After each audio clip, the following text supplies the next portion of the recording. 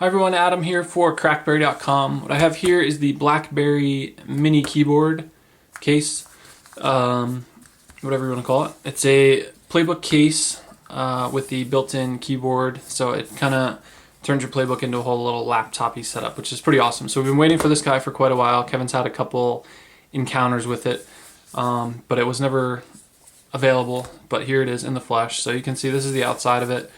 Pretty sweet, folds up. It's essentially the convertible case for the most part, but it's got this extra built-in side here for the keyboard. So we'll go ahead and pop it open. I already have my PlayBook in it, and you can see here, this is it. So you got your keyboard set up on the side here, the trackpad on the bottom, and this is the full-out keyboard.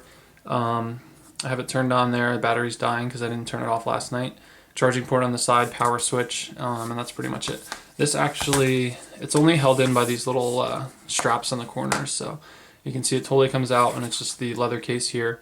This is the keyboard itself. I mean, it's super slim, totally light, so you can actually take this out, and if you want to use it when you hook your PlayBook up to the TV, you can kind of use this as your, your remote on your coffee table or what have you, which is actually what I've been doing, which is pretty cool. So it goes back in here, it just kind of slots in there. It holds in really tight, and it doesn't get in the way when you're typing or anything. It just kind of sits under your hands there, so not to worry about that. And then the PlayBook itself goes up in here.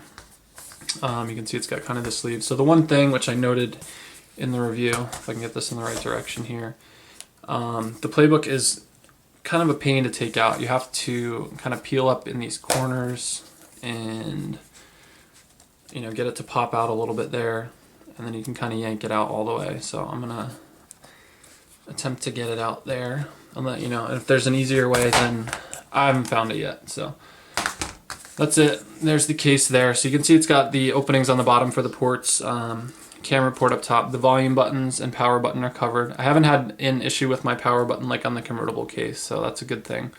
And then you got your headphone port up top. So this is like a super sturdy plastic here. And then getting the PlayBook back in, you just kind of fit it in there. It goes in a little bit easier than it comes out, but it's cool because it snaps in there really well. And your speakers are still open here, but it holds it in really solid, which is awesome. So that's that part. And then on the back here, you obviously have your camera opening. You have this little kickstand, which pops open. It's held down by a magnet there, so you can see when you let it go, it kind of snaps itself back. So this is your keyboard setup. So you would have it laying out there. I don't know if you can see the back of it. So the only bad part, or one of the the few gripes that I have, is that it can only really be at this one angle, which isn't bad if you're sitting at a table or on a plane or something. And then you have it here. But if you want it to be up higher, if you're sitting lower, or just at a different angle for watching a movie or something like that, you're gonna have to kind of finagle it and do a little MacGyver on it to get it to adjust to a different spot, which is one of the bad parts. But overall, just for your average typing and stuff like that, it sits at a really good angle for doing normal work. So let me pop it up here, and we will take a look at the keyboard itself. So we can see this is the trackpad down on the bottom here, and it might actually work better if we do it this way. So you can see we have the trackpad and the cursor moves around there. So it's got all kinds of kind of double tap features and stuff like that. So if we were to scroll up to the top here, the cursor changes, and then if we tap there, you get your bezel swipe, and the same thing goes on the bottom. If we go down to the bottom there and swipe, you'll get your swipe up like that. It takes a little bit of getting used to, obviously, as you can see. And if you go to something and just click on it, it'll pop right open. And one of my other my gripes here, I wish the scrolling on the trackpad was a bit quicker, because you can see here, if we have it on this side of the screen and then try to scroll across, it kind of has to jump to get it across. I wish it was a little quicker there, but so it goes. So we'll go ahead and open CrackBerry here. It's got other cool features. It's got you can do a double scrolling, and right click, left click, depending on how many fingers you use, which is cool. So you can see once this gets loaded up, if we do the one finger, it's just the cursor up and down. and then if we have 2 fingers, it'll go ahead and scroll. So navigation, totally easy.